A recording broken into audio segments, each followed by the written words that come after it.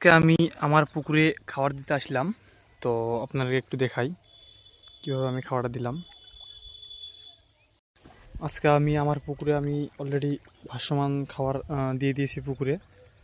তো কথা হলো এটা যে ভাসমান শিপি কীরকম টাইমে আপনারা দিবেন।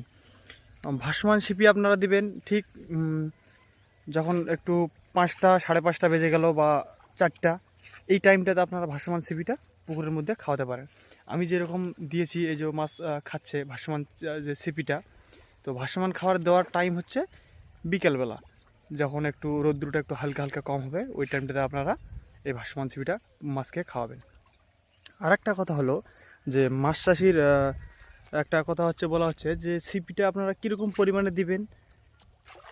একটা করে পুকুরে ম্যাক্সিমাম 3 কিলো 3.5 কিলো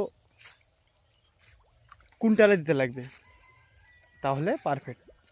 এর বেশি কিন্তু দেওয়া যাবে না।